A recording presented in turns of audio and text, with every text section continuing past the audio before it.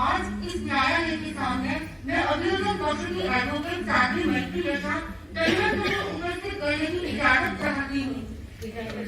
तनुरत्न हाजिर हो। आगे की कार्यवाही के लिए मैं न्यायालय के समक्ष तनुरत्न से कुछ प्रश्न पूछना चाहती हूँ। महोदय तनुरत्न, 13 जनवरी 2000 के दिन क्या आपने गमन किया था? क्या आपको चक्कर भी आए थे? माय लॉर्ड, तनुरत्न पर यही अभियोग है कि इन्होंने इतनी कठिनाई से बेचैनी से गमन किया और इन्हें चक्कर भी आई। यह पहली बार नहीं है, इस तरह के रिएक्शन कई बार हो चुके हैं। माय लॉर्ड, मैं अदालत से कहना चाहती हूँ कि यह कार्य बिल्कुल भी उपयुक्त नहीं है। न्यायालय से यह अनुरोध है कि तनुरत्न की इस अनुचित प्रवृत्ति को तत्काल भविष्य में रोकने का निर्देश दिया जाए। क्या मुझे भी अपनी बात प्रस्तुत करने का अवसर मिलेगा? अवश्य मिलेगा। क्या आपकी कोई एडवोकेट यहाँ पे उपस्थित है? जी। प्रताप पक्ष की ओर से मैं एडवोकेट साध्वी सिद्धार्थ प्रभा उपस्थित हूँ। माय लॉर्ड, मेरे मुवक्किल तनुरत्न पर कुछ अभियोग लगाए गए हैं। इस विषय में मैं कुछ प्रश्न उनसे पूछना चाहती हूँ। क्या बता सकती हैं आपने ऐसा कार्य क्यों किया? जी, मैं ऐसा कार्य करना तो नहीं चाहता था, पर मजबूरीवश मुझे ऐसे कार्य करने पड़े। ऐसी क्या मजबूरी थी कि आपको ऐसा करना पड़ा? मेरी मजबूरियों की लंबी लिस्ट है। पहली बात, मेरे मालिक का ध्यान हमेशा आत्मा पर ही रहता है। आत्मा आत्मा आत्मा, और वे जानते भी हैं कि आत्मा का निवास एक तनुरत्न में है, फिर भी मेरी इतनी उपेक्षा। और दूसरी बात, आत्मा के बाद उनका सारा ध्यान जनता पर रहता है, साधु साध्वियों पर रहता है। वे सबकी सुनते हैं, लेकिन मेरी नहीं सुनते। तब अपनी बात मुझे अभिव्यक्त करने के लिए इस तरह की प्रवृत्तियां करनी पड़ती है। गमन और चक्कर, ये सब तो आपको ज्ञात हो जाते हैं, लेकिन मैं कुछ ऐसा ही करता हूँ जैसे मस्तक में वेदना, चरण कमलों की थकान, लेकिन वो सब तो मेरे मालिक आप लोगों को पता तक नहीं चलने देते, भड़क तक नहीं लगती है। योर ऑनर, इन्हें अपनी बात लिखित या मौखिक रूप में प्रस्तुत करनी चाहिए। इस तरह के रिएक्शन करना कभी उपयुक्त नहीं है। माय लॉर्ड, मेरे मुवक्किल के पास स्वतंत्र वाणी नहीं है और न ही उन्हें लिखने की स्वतंत्रता है। उन्हें अपनी अभिव्यक्तियाँ, अपनी अपेक्षाएं इस तरह ही प्रस्तुत करनी होती है। तनुरत्न को बोलने और लिखने की स्वतंत्रता क्यों नहीं है? क्योंकि वे स्वतंत्र रूप से न लिख सकते हैं, न स्वतंत्र रूप से बोल सकते हैं। क्योंकि वे अपने मालिक के चाहने पर ही कर सकते हैं। माय लॉर्ड, मैं यहाँ पर एक और बात कहना चाहती हूँ कि जितना श्रम तनुरत्न से करवाया जाता है, उसकी एवज में उसे उचित संपोषण नहीं मिलता है। इस बात को पुष्ट करने के लिए मैं कुछ गवाही को प्रस्तुत करना चाहती हूँ। मेरी पहली गवाह है साध्वी माधवेशा जी। क्या 16 जनवरी 2024 को आप प्रातराश की गोष्ठी गए थे? हाँ, गई थी। क्या आप उस दिन के प्रातराश के विषय में कुछ बता सकते हैं? हम साथियों 9 बजे प्रातराश की गोष्ठी लेकर तैयार हो गई थी, लेकिन 12 बजे के आसपास प्रातराश हुआ था। मेरी अगली गवाह है साध्वी बोधि प्रभा जी। क्या आप बता सकती हैं मध्याह्न का आहार उस दिन कितने बजे हुआ? लगभग 2 बजे। और शाम का? लगभग 4 बजे। Only be noted, my lord, 2 घंटे 3 समय का भोजन लगभग 2 घंटे के अंतराल में और सायंकालीन आहार से लेकर प्रातःराश का अगले दिन का प्रातःराश के अंतराल लगभग 18-19 घंटों के बीच में। क्या इस स्थिति में तनुरत्न की बायोलॉजिकल क्लॉक कंफ्यूज नहीं होगी? उसे कैसे पता चलेगा कब कौन से पाचक रसों का श्राव करना है? जी, मेरी बायोलॉजिकल क्लॉक को समझ में नहीं आता कि कब उसे प्रोटीन पचाने वाले श्राव करने चाहिए और कब उसे मिनरल्स या कार्बोहाइड्रेट्स पचाने वाले श्राव करने चाहिए, क्योंकि कई बार मध्याह्न भोजन के समय प्रातराश होता है। इससे मेरी बायोलॉजिकल क्लॉक हमेशा कंफ्यूज रहती है। I object, my lord. संसार में जो भी बड़े बड़े लोग हैं, सब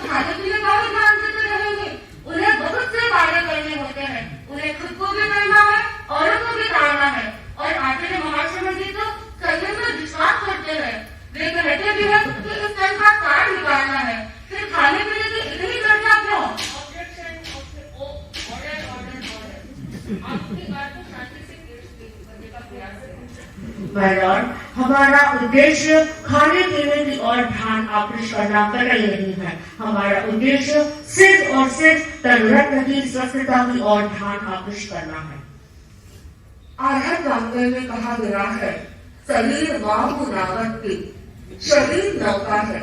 जब मैं नौका हूँ तो मुझे मेरी सार संभाल इस तरह से की जानी चाहिए कि इस दुष्कर संसार सागर को पार करने में मैं पूरा सहयोग कर सकूं। मुझे याद है 6 मार्च 2022 का वो दिन, जब शासन माता को दर्शन देने के लिए मेरे मालिक दिल्ली की ओर 47 किलोमीटर का विहार कर रहे थे। मैंने भरपूर सहयोग किया, जितना चलाया मैं चलता गया। उस दिन मुझे पूरी तरह से आहार भी प्राप्त नहीं हुआ, फिर भी मैंने रिएक्शन नहीं किया, क्योंकि मैं जानता था हमारे सामने एक महान लक्ष्य है। माय लॉर्ड, 47 किलोमीटर तो एक दिन किया था। तनुरत्न कई बार 25, 27, 33, 35 किलोमीटर भी चला है, पहाड़ों पर भी चला है। एक अनुचर भी यदि पूरा सहयोग करता है तो उसे पूरा भरण पोषण दिया जाता है। तनुरत्न संपोषण के पूर्ण अधिकारी है। इस बात को पुष्ट करने के लिए मैं कुछ और गवाहों को प्रस्तुत करना चाहती हूँ। साध्वी सन्मति प्रभा जी, साध्वी बोधि प्रदीप प्रभा जी और साध्वी अक्षय प्रभा जी।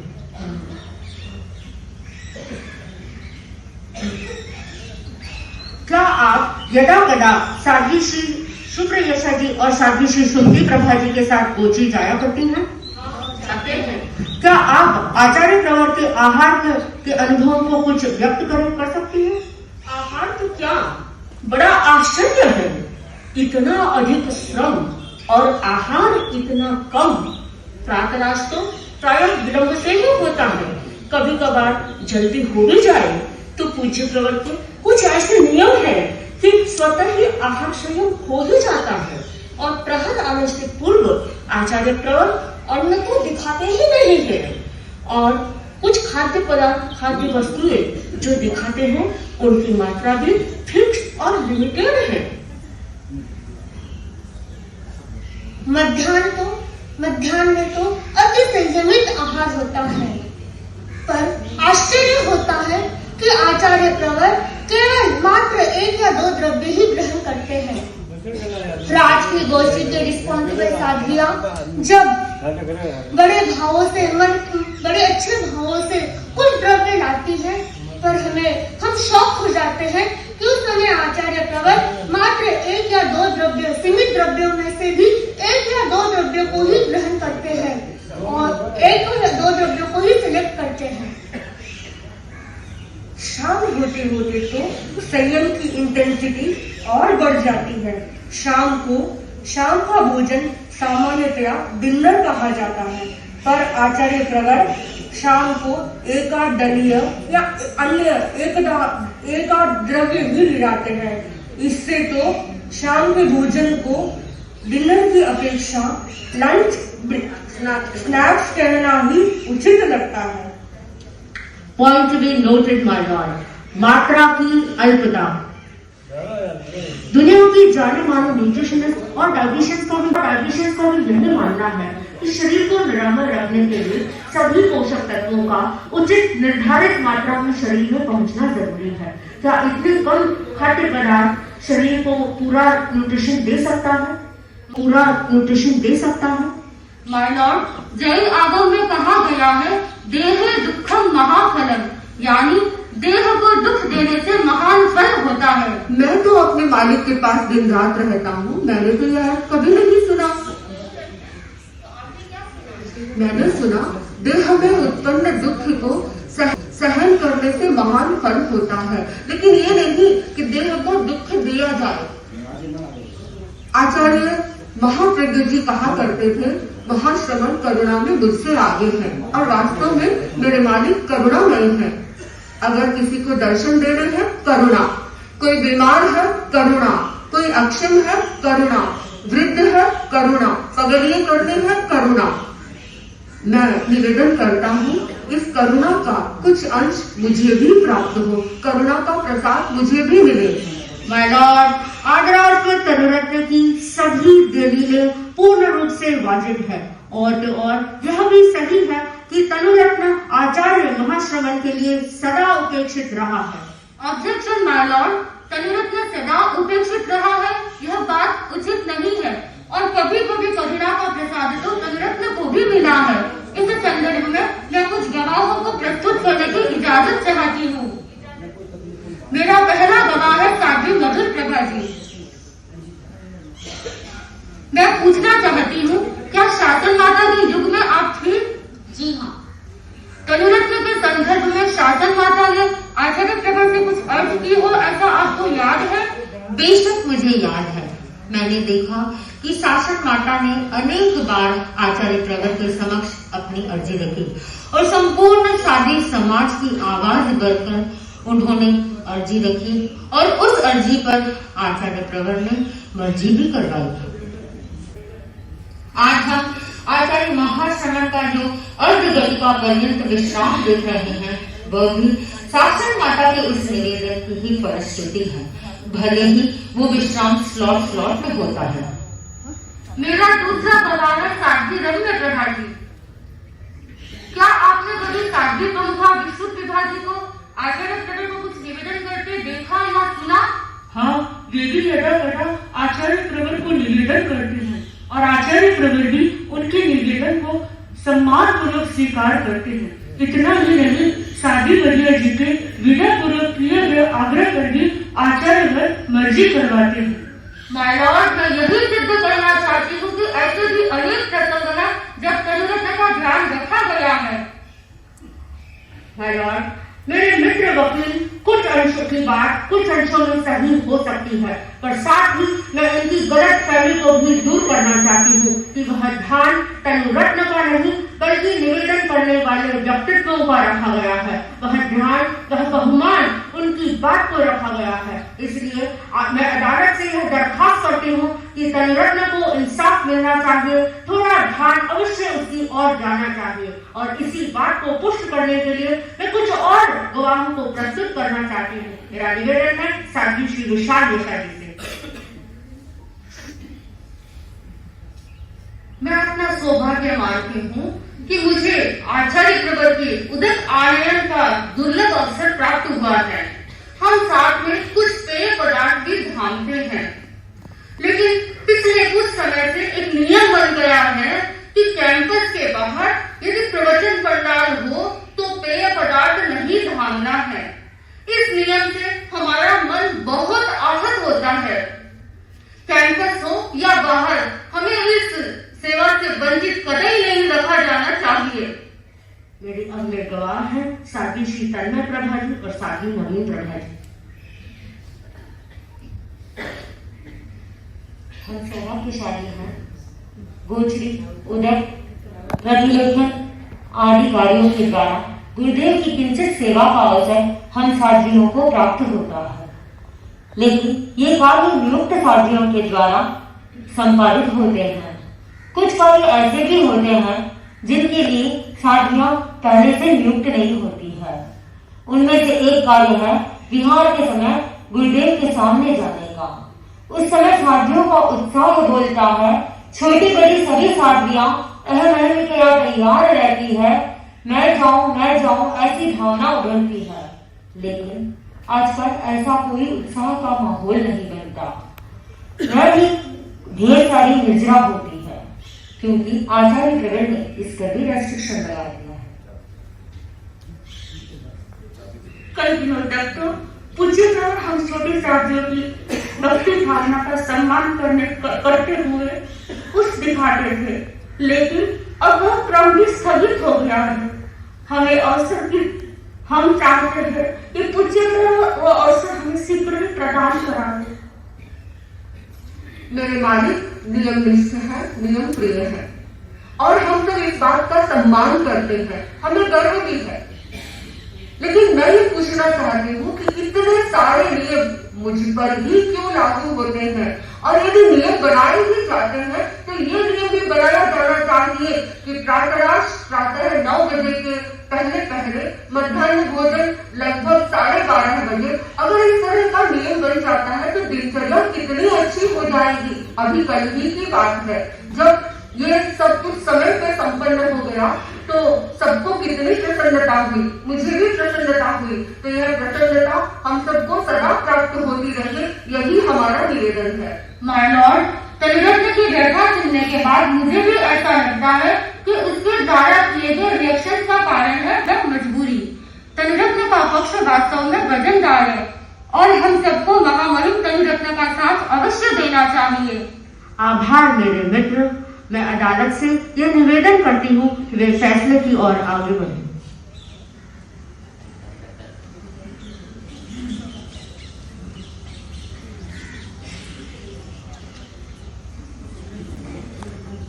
तमाम दलीलों, गवाहियों और चर्चाओं को सुनने के बाद अदालत इस नतीजे पर पहुंची है कि ये तनुरत्न तो एक महान आत्मा का है, इसलिए ये सिर्फ एक की ही संपदा नहीं, संपूर्ण संघ की संपदा है। संपूर्ण संघ इससे जुड़ा हुआ है। संघ का हर सदस्य तनुरत्न की स्वस्थता और सलामती की चिंता कर रहा है और ये वाजिब भी है। माना कि आत्मबल, मनोबल और संकल्प बल काम करते हैं, पर शरीर बल भी काम करता है।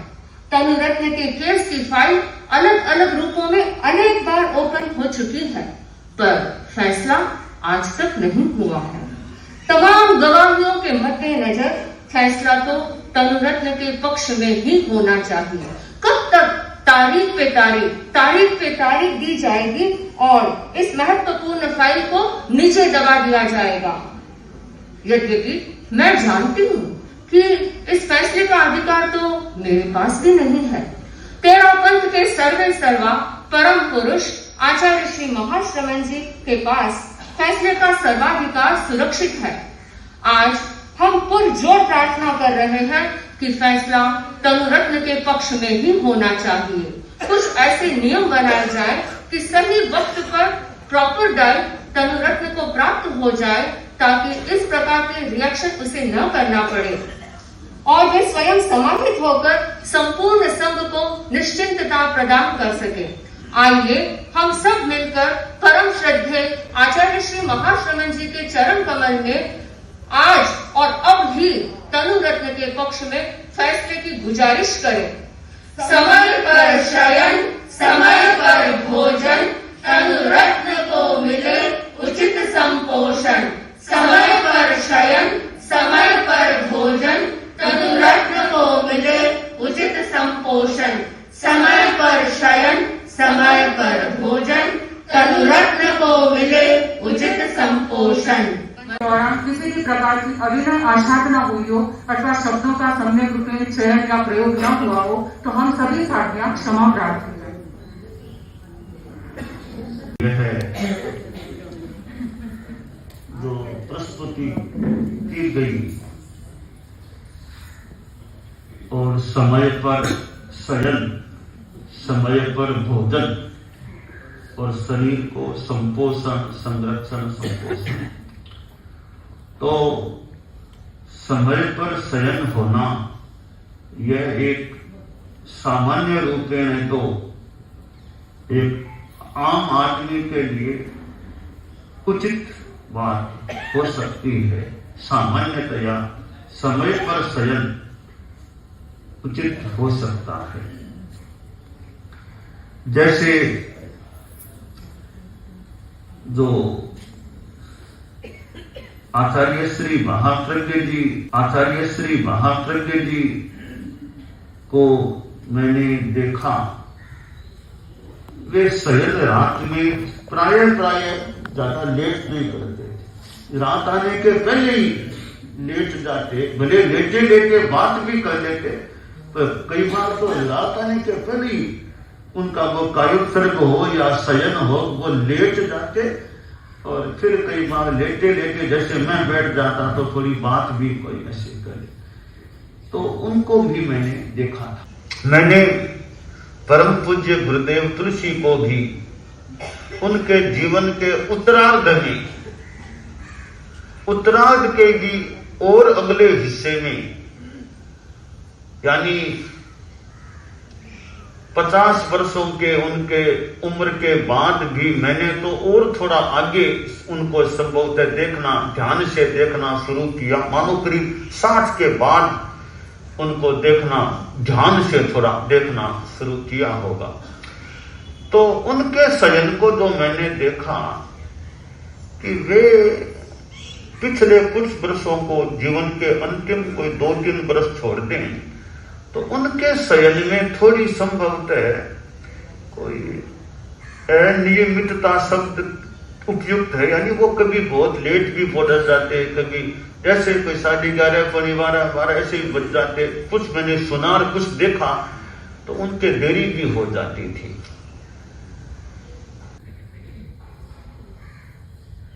ये जो शयन की जो बात है उसमें थोड़ा सा रहस्य भी प्रतीत हो रहा है। वो कुछ रहस्य है, वो एक कोई चलता है दुनिया में। शयन के बारे में भी, भोजन के बारे में भी।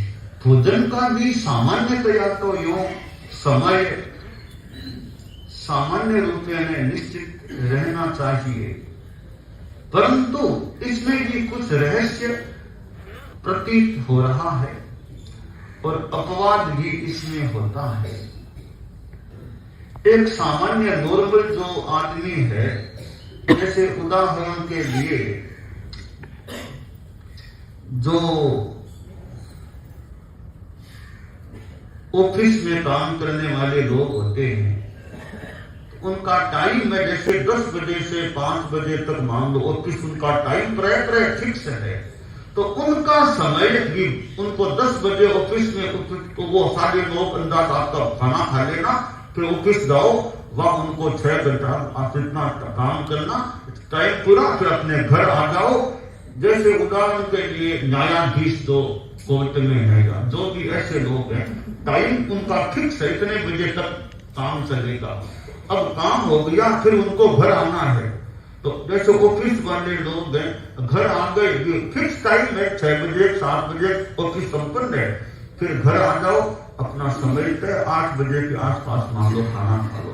तो उनका समय तो काफी निश्चित रह सकता। वो लक्ष्य रखे, वो अपना टाइम के लिए खाना खा, 8 बजे करीब मान लो गृहस्थ खाना खाना, थोड़ा अखबार देखा, टीवी देखा, वो क्या बातचीत की, 10 बजे सोना, तो वो तो 10 बजे सो सकते हैं। फिर 10 बजे सो गए, अब 5-6 बजे लोग टाइम उठ गए बस। तो ऐसे जो लोग हैं, ऑफिस में काम करने वाले हैं, ऐसे लोगों का सोने का समय भी, भोजन का समय भी, अब स्कूल के बच्चे हैं जैसे, उनका फिक्स है कि कॉलेज इतने बजे शुरू होना, इतने बजे संपन्न होना। तो कॉलेज शुरू होने का मान लो 10 बजे का टाइम है, तो उनको भले आपको नाश्ता 8 बजे, फिर कॉलेज जाने में टाइम लगता है, नाश्ता फिक्स टाइम करके नाश्ता कर लो।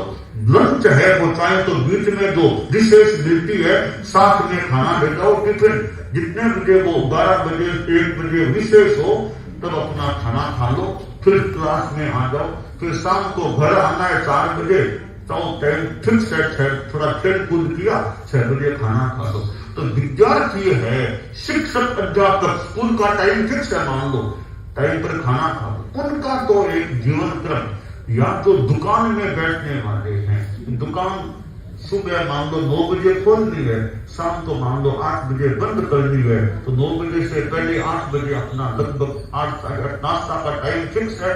तो बाद में दुकान में जाके 11, 12, 1 बजे थोड़ी अवकाश देना, घर पास है, आगे बीच में खाना खा लिया, टाइम फिक्स है 1, 12 बजे, बाद में वापस दुकान आ गए, फिर शाम को 8 बजे दुकान बंद, मंगल किया, 8:30 9 फिक्स टाइम खाना। तो ऐसे लोगों के तो ये भोजन का, बाद में शयन का भी समय काफी ठीक से रह सकता। अब रहस्य क्या है, वो जो प्रतीत हो रहा है वो यह है कि एक उदाहरण से बात को समझ के, मौलिक बात बहुत बढ़िया है, मौलिक बात करनी चाहिए। ये सुबह घूमो, एक सामान्य क्या ठीक है, परंतु एक आदमी के मान लो पैर में दर्द है, अब वो कहते हैं मेरे से मौलिक बात तो हो नहीं सकती, तो क्या वो मौलिक बात करेगा? कैसे करेगा?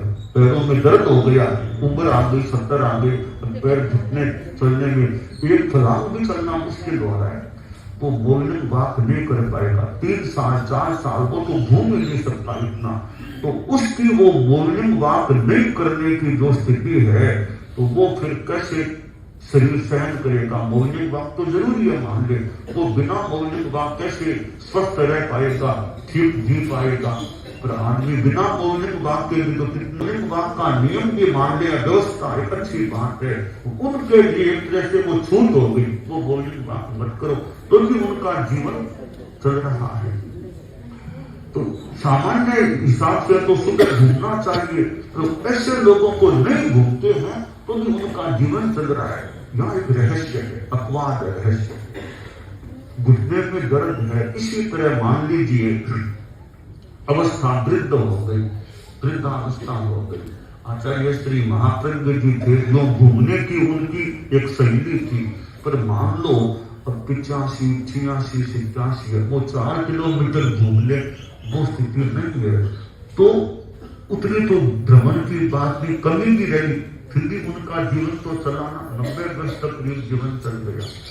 तो सामान्य नियम घूमो, पर नहीं घूमे तो भी जीवन उनका चल रहा है। अब देखिए, मैं रहस्यों की थोड़ी बात बता रहा हूँ। अब भोजन की तो बात कर रहा हूँ। अब सामान्य तो नियम के टाइम पर खाना चाहिए, टाइम पर खाने की बात, टाइम पर खाना चाहिए, ठीक है। सामान्य क्या टाइम पर नहीं खाना भी कहीं गलत हो सकता। अब रहस्य को देखिए, रहस्य क्या है। मैंने कुछ डॉक्टर को एक जाना, डॉक्टर साहब खाना का, डॉक्टर साहब का खाना तो भाई मैं कल्पना मान लो थोड़ी अनुमान, क्योंकि रात को बहुत देरी से 12, 2:30 बजे, 11:30, 12, 2 बजे खाना चाहे खाने का टाइम है क्या? रात को 11:30, 12 खाने का टाइम, तो वो खुद डॉक्टर तो स्वास्थ्य विज्ञान के इतने जानकार अधिकृत व्यक्ति, खाना का टाइम क्या था? खाना तो मान लो थोड़ी कल्पना मान लो, थोड़ी बात 11:30, 12 रात को खाना, सुबह का दिन का खाना तो कभी 3:30, 2:30 का खा लेते हैं। तो उनकी क्या टाइम क्या ठीक है क्या ऐसे? तो वो खाने का टाइम उनका अक्सर सा मान ले है, कोई नियमित नहीं। तो आज रात को 11:30, 12 खाया है, तो कभी 10 बजे ही खा लिया, कभी 2:30 ही बचा खाने की। अब क्या अनियमितता नहीं, फिर भी उनका जीवन मान लो चलता है। अब सोने की बात देखिए, सामान्य क्या, early to bed, early to right is the way of healthy wealthy and एक सामान्य उच्च, जल्दी सो जाओ, ठीक है ना, जल्दी अपना टाइम है 9 बजे 10 बजे सो जाओ, या रात आने के बाद, ठीक है, ठीक है। अब देखिए, कोई डॉक्टरों को देखे, वो 11 बजे बैठे, 12 बजे बैठे, रोगी आ गया तो बीच में उठ गए, उनका सोना तब कर सुबह 3 बजे सोएंगे, रात को 3 बजे फिर सोएंगे। ये कोई सोने का टाइम है क्या? रात को 3 बजे सोना। तो डॉक्टर घोरावत को कभी बात की होगी रात में, अब वो सोते कितने बजे हैं कभी सुना होगा, रात को 4 बजे सोते हैं, 3 बजे सोते हैं, ये तो सोने का टाइम है, परंतु उनका जीवन चल रहा है। इसका रहस्य क्या हुआ है? रहस्य यह है कि एक सामान्य नियम होता है, दूसरे में सामान्य नियम के कई अपवाद होते हैं। किस परिस्थिति में आदमी ने अतिक्रमण किया है, परिस्थिति क्या है, वो रहस्य है। परिस्थिति बस आदमी को माफ हो जाता है, छूट हो जाती है। तो परिस्थिति में तुमने ऐसा किया तो कोई तुम अपराधी नहीं हो, कोई तो जैसे कोर्ट नहीं होता ना, कोई तो काम किया तो इस आदमी ने किस परिस्थिति में काम किया है। किसी ने मान लो किसी के कारण से कोई आदमी मर गया, दुर्घटना हो गई, अब दुर्घटना हुई, अब दुर्घटना ने इसकी भूमिका किस रूप में, उसने जानबूझ के कोई गलती की है तो बड़ा दंड मिलना चाहिए, या कि मजबूरी में के वो एक कार वाला कह रहा है, सामने से कोई वो बाइक वो आ रही थी, दुर्घटना हुई, बाइक वाले के डेथ हो गई या चोट आ गई, अब कोर्ट में मान लो बात गई, कभी अपराधी है, दुर्घटना अपराधी आदमी को मार, अब वो न्यायाधीश सारी बात सुने, तो जो कार वाले की आदमी ने कोई गलती की है क्या? अब पूरी जांच की, तो जांच में सारा बीज सब लगा हुआ था, सीसीटीवी सब, तो जांच में बात ये आई है कार वाला तो लेफ्ट की ओर ही चल रहा था, कोई बाइक वाला इधर आ गया, बाइक वाले को साफ उधर चलना, वो इधर आ गया, तो इधर आ गया। नंबर 1 की बात। फिर भी कार वाले ने प्रयास किया कि उसको चोट न आ गई, बचाने की चेष्टा की, उसने कार को इधर उधर करने की चेष्टा की, इतने में गाय दौड़ती बीच में गाय आ गई। अब कार वाले ने सोचा गाय भी नैबर शायद ये भी नैबर, ऐसी मजबूरी में उसने प्रयास तो किया तो गाय को भी बचाऊं और इस आदमी को भी चोट न आए। इस स्थिति में उसने कार को यूं किया, बाइक वाले ने अपने बचाव के लिए इसने भी यूं किया, दोनों आपस में, कार वाला भी यूं हो रहा था इसको बचाऊं, इतने में बाइक में बच्चों को इधर हो गया, दोनों इधर हुए, दोनों गिर गए, तो चालू गए। अब यहाँ न्यायाधीश देखे ये बेचारा कार वाला तो गाय को भी बचाने की चेष्टा में था, इसको भी बचाने की चेष्टा में था, बाइक वाला इधर आया नहीं कि कार वाला उधर गया, तो गलती तो बाइक वाले की थी ना। फिर भी इसने बचाने की चेष्टा की, पर यह भी यह बचाने के लिए इधर हुआ, वह बचने के लिए इधर हुआ, दोनों आपस में भिड़ गए, चोट आ गई। तो यहाँ न्यायाधीश था, तो क्या कार वाले को दंड मिलेगा?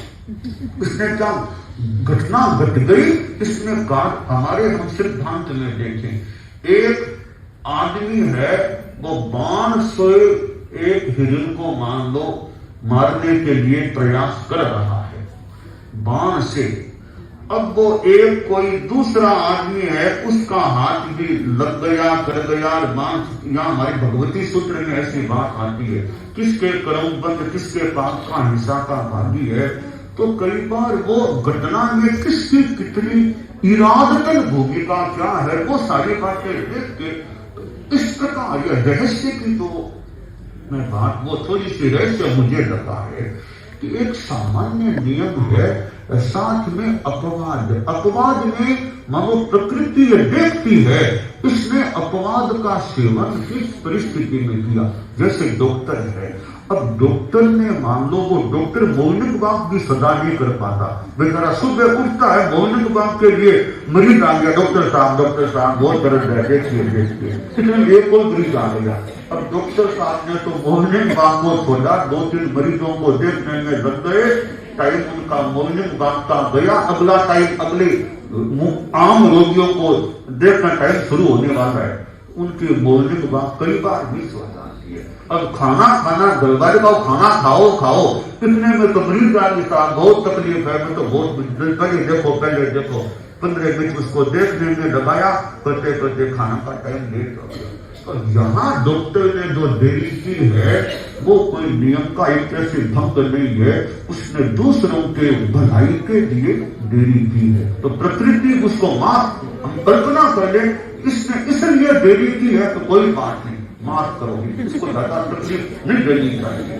तो ये भोजन का समय, मॉर्निंग वॉक और शयन, इन दिनों में सामान्य तो नियमितता रहनी चाहिए, पर अपेक्षा हो तो फिर नियमितता से हटकर के भी काम करे तो प्रकृति मानो उसको माफ करने का सोच सकती है कि इसने इसलिए अनियमितता की है, इसको दंड नहीं मिलना चाहिए। फिर भी कुछ मान लो हो भी जाए तो आदमी ने किसी भलाई के लिए अपना कुछ बलिदान किया, सैक्रिफाइस किया, तकलीफ फिर भी आए तो और कर्म निर्जरा मान करके आदमी सहन कर ले, तो कर्म कटेगा, दूसरों के लिए किया। इस सारी बातें जो साथियों ने जो प्रस्तुति की है, तो ये शयन समय पर भोजन और शरीर का संपोषण हो, धनुरत्न का हो, वो संयुक्त संपोषण हो। तो इसमें जो ये यानी एक तरह से वो अदालत का सा वो रूप बना करके वो कोर्ट का वो उस रूप का जो था, तो ये जो है, तो ये एक हमारी सृष्टि में, हमारी दुनिया में, हमारे जीवन में वो कुछ वो रहस्य, कुछ अपवाद होते हैं कि वो सामान्य रूप में एक बात है, पर विशेष रूप में कई अलग स्थितियां भी होती है। प्रकृति भी आशा करें कई बार वो सोच करके ऐसे अतिक्रमण करने वालों को माफ कर दिया, चाहे बख्शिश कर दे, कुछ भी कर दे, इनको तकलीफ दंड नहीं देना, उन्होंने भलाई के लिए यह अतिक्रमण किया है। अब मैं मेरी बात पर भी थोड़ा सा आ रहा, इतनी बड़ी साथी समुदाय में मैं थोड़ा उसको भी प्रस्तुत करना चाहता हूँ। मेरी बात आप समझो साथ में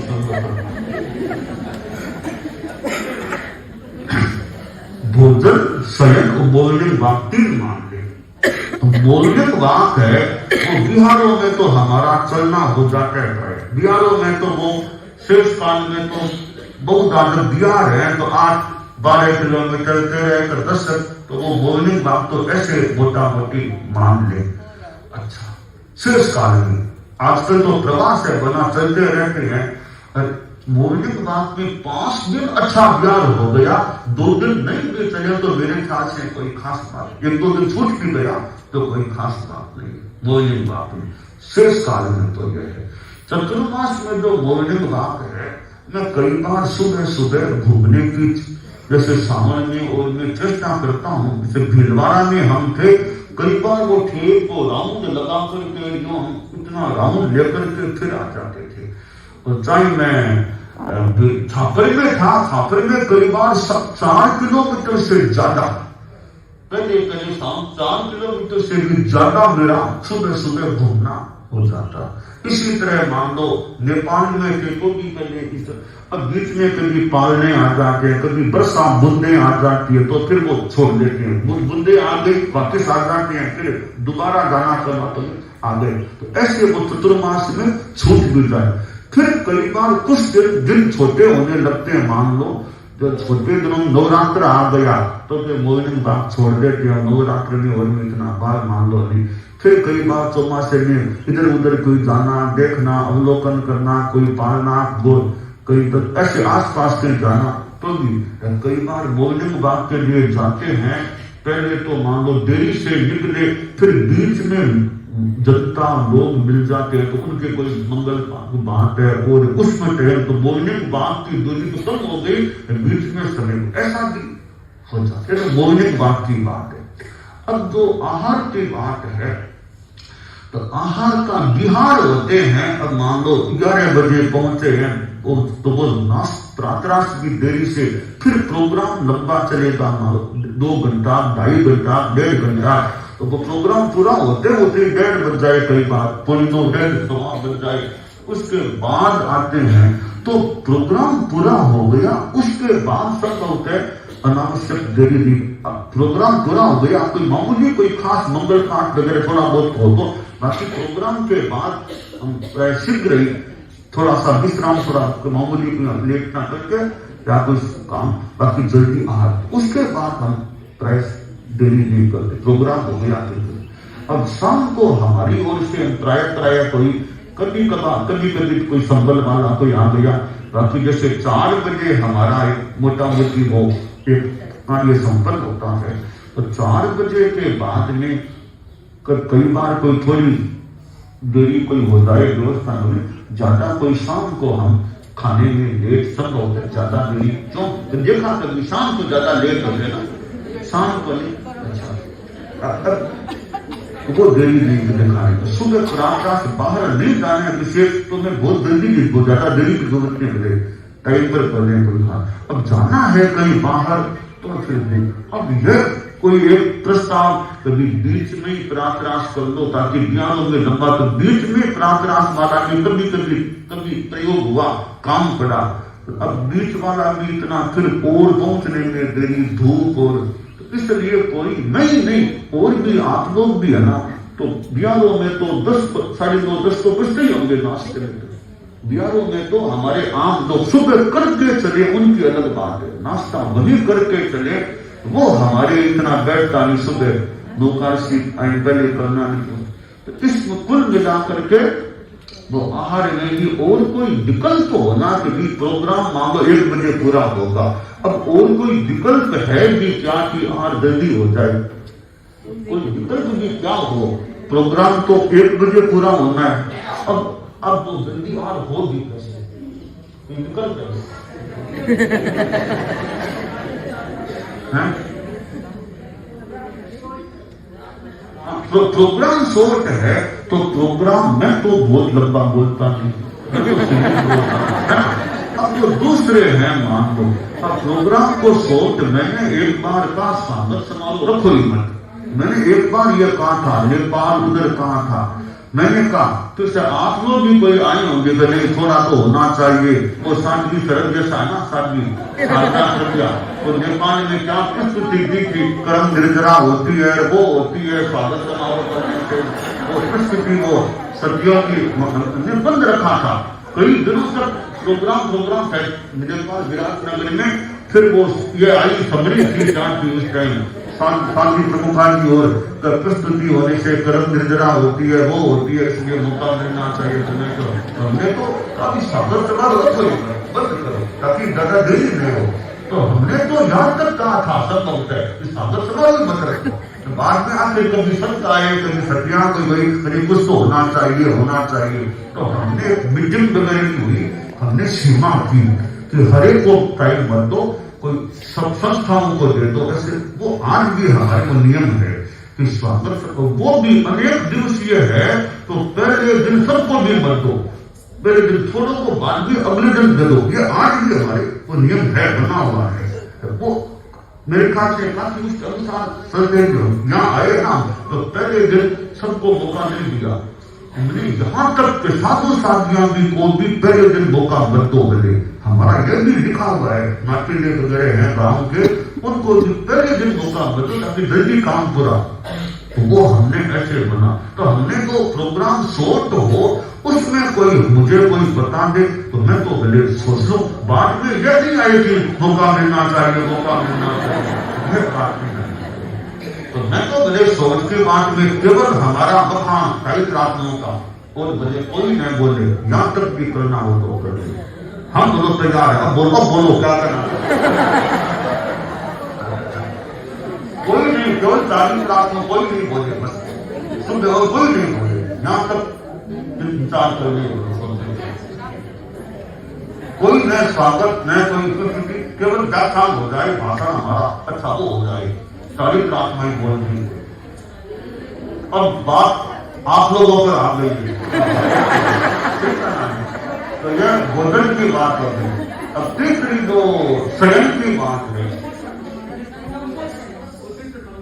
वो तो ऐसी होगा ना, वो अभी मैं बता दूं, तो शयन की बात है, अब शयन में मेरा क्रम यह बना रखा था, रात आने के बाद सो जाना, मेरा कई वर्षों से ऐसे रात आने के बाद, आज भी बहुत देरी में बहुत ही जरूरी काम, वरना मैं सोने के साथ रात को मैं तो कई बार नेपाल में उधर करीबन 9 बजे से पहले रात आ जाती है, बहुत जल्दी, तो मैं तो जल्दी सो जाता, मैं 9 बजे से पहले आज भी मैं ज्यादा सोने में रात आ गई, हालांकि अब थोड़ा बहुत देरी होती है, आजकल लोगों तो मैं थोड़े बहुत मैंने भी छूट कर ली, रात आने के बाद भी कुछ देर में जैसे लोग भी हैं तो थोड़ा बहुत टाइम, फिर भी बहुत ज्यादा सोने में देरी प्राय में नहीं करता, क्यों ज्यादा दिन उठने में ज्यादा जल्दी नहीं उठता, मैं मेरा टाइम 4 बजे का है, 4 बजे से ऐसा नहीं 3 बजे बैठ दो, ऐसा मैं नहीं करता, मैं 4 बजे से पहले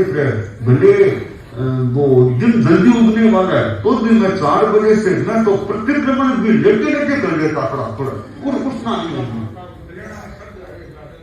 मतलब मैं प्रतिक्रमण का टाइम हो गया तो भी उठता नहीं, तो सोया रहता, 4 नहीं बजे, 4 नहीं बजे, तो मैं तो सोने में इतना ध्यान देता हूँ, लोगों से 2 कम ध्यान देते होंगे सोने में, तो 4 से पहले नहीं उठना है, तो भले प्रतिक्रमण सोए कर लो, उठना नहीं 4 बजे से, इतना ही मैं करता था, रात आने के बाद जहां तक हो सके ज्यादा देरी न हो, तो सोने का मेरा क्रम है, वो दिन में भी मैं ऐसे कई बार मीटिंग वगैरह हो जाती है या बोला, वरना मैं दिन में भी थोड़ी देर लेटने का प्रयास, कई बार तो मैं आपको जल्दी विदाई देकर फिर लेटता हूँ, विश्राम हुआ नहीं, ऐसा नहीं, तो मेरा शयन में मेरे ख्याल से मेरी क्रिया काफी नियमित या काफी, तो शयन वाली बात उतनी मेरी नहीं है, तो मौलिक बातें मैंने बताई थी, और आहार की है वो टाइम में मैं वो तो मजबूरी से बाकी मेरी तो ब्याज देरी से तो वो तो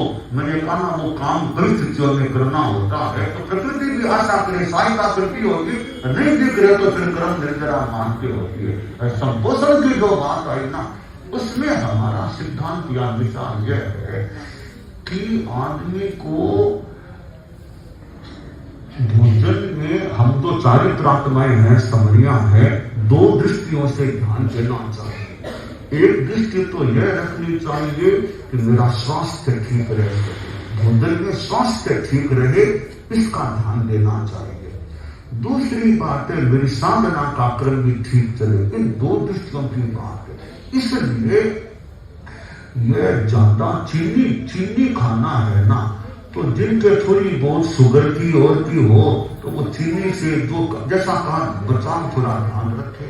तो वो और ये मीठा तलवा ये चीजें तो ज्यादा थोड़ी उम्र आ जाए, बचपन में तो ठीक है, बचपन में तो कुछ खा ले, 50 पार के जीवन है, अपना खान पान में हर कुछ खाने भी नहीं चाहिए, तलवा मिठाई। तो एक तो वो कि मेरी स्वास्थ्य, तो स्वास्थ्य के हिसाब से भी कि आपका लिमिटेड सीमित अपना खाना हो, तो वो स्वास्थ्य भी सुरक्षित रहने में भी अच्छी सहायता। इधर अपनी साधना भी चले, उमोदरी है और है अपनी, वो भी साथ में चले, तो दोनों मिला करके हो, फिर अपना देख लेगी अमुक चीज मुझे लेनी है कि मेरे स्वास्थ्य के लिए यह सूट करता है। तो अपने पेट का भी ध्यान रखना चाहिए, अपनी खुद हमको, हम सबको कि मेरे पेट की क्रिया भी जितनी ज्यादा ठीक रह सके, और कोई तरह का उत्पात, वायु देश आदि मेरा उत्पात न हो, पेट ज्यादा भारी न हो तो बढ़िया रहे, रात को सोने में कोई तकलीफ न लगे पेट में और में।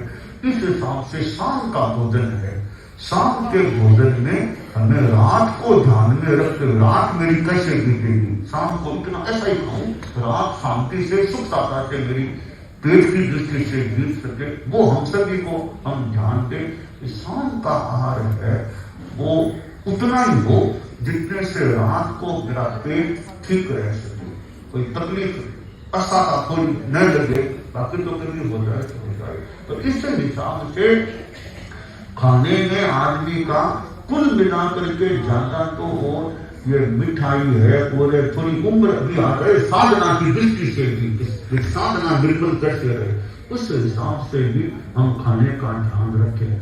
और वैसे मैं तो यहाँ तक देखो बात बताऊं, एक बार मैंने आप लोगों के सामने उपवास करने का निर्णय कर लिया था, बातचीत करके उपवास का निर्णय किया, शायद कुछ ही घंटों बाद मैंने निर्णय वापस खत्म कर दिया। कुछ ही घंटे नहीं, कुछ घंटे बीते होंगे, शाम या तो शाम को लेकर कल उपवास है, वो कुछ चीज लेकर आ गई उपवास के हिसाब से वो खाने के लिए। तो मैंने कहा मुझे तो उपवास करना ही नहीं है, मुझे नहीं करना। और मैं जब निर्णय हो गया, एक चिंतन मंथन के बाद उपवास का निर्णय किया, तो बिना किसी के द्वारा किसी ने नहीं कहा उपवास मत करना, मैंने खुद ने कहा उपवास नहीं करना, छोड़ो उपवास को। तो मैं इसका मतलब मैंने संपूर्ण का एक तरह से ध्यान दिया, मीटिंग में चिंतन में निर्णय होने के बाद चलाकर मैंने उपवास करने की बात रद्द कर दी। उसके बाद आज तक मैंने उपवास संबंधित है, उसके प्रति भी मैंने उपवास आज तक नहीं किया, जबकि निर्णय हो गया था उपवास का।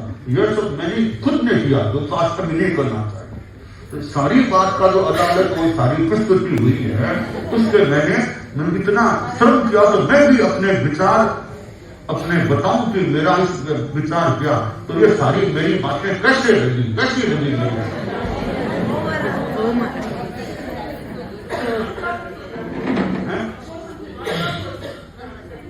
अच्छा, संपोषण की मैंने कहा इसमें दो दृष्टियां हैं, एक तो शरीर की स्वस्थता और एक अपनी साधना। तो कई बार भोजन है ना, वो ऐसा अनुभव संभव है, प्रतीति है कि एक तो भोजन है वो आदमी की रुचि कितनी, भूख कितनी, खाने से आगे दिन भर कैसे क्या रहेगा, साधना कैसे, इन सब को देखे ना। तो मैं तो कहा ना, इसलिए मैं तो उपवास कर सब। आज भी मैं तो उपवास करता था, उपवास गिरना भी करता था, मैंने बंद कर रखा है। वरना क्यों बंद करूं? अभी तो मैं मान लो, मैंने सारी कई विषयों को अभी तक बैठा नहीं, तो उपवास देख के नहीं करो, उपवास नहीं करो, थोड़ा खाने पे भी ध्यान रख ले तो हमारी साधना में चले और चले। और तो कर्मों का योग है, साता गिरने का योग है, वो उदय का कैसे क्या क्रम है। उन साता गिरनिया है तो कोई खास फर्क नहीं, असाता का उदय आ जाता है तो आदमी को तकलीफ आ जाती है। इसलिए ये कई दृष्टियों से बातें हैं। तो सारी मैंने संक्षेप में उत्तर दोनी के 2 प्रोग्राम का उत्तर आ गया। एक ही था ना आज का, ये सारा स्वास्थ्य आहार सहित यही सारा था।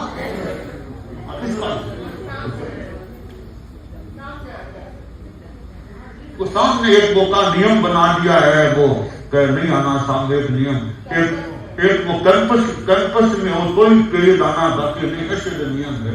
तो कैंपस में तो ऐसा है ना, इसमें एक तो बात यह है, अगर नाश्ता देरी से हुआ है उसके बाद जल्दी कोई इतना जरूरी नहीं करता, वापिस बहुत जल्दी वापिस कदाचित लेट भी ले। तो कैंपस में तो मैंने कहा ना, वो शादियां या मुख्य मनी ये ट्रैफिक में कैंपस से हमारा 400-500 मीटर दूर पंडाल है, और वहां वो उस समय गाड़ियां ट्रैफिक है, इतना जरूरी भी नहीं है। तो मैंने कहा इतने ट्रैफिक में अपने नहीं आना ही ठीक है। इसलिए तो उपनगरों में यात्रा में जो है, उपनगरों की यात्रा में 8:30, 9, 9:30, 10, 10:30 के आसपास तो ट्रैफिक भी हो जाता है। फिर वो शादियां सामने आती है तो वो ट्रैफिक वाले मामले में तो शहरों में इतनी जरूरी भी शायद नहीं है पानी पीने, तो इतनी जरूरी नहीं लगी। कभी कभी तो वो शादियां कोई बीच में मिल जाती है, कई शादियां कहीं बीच में मिल जाती है।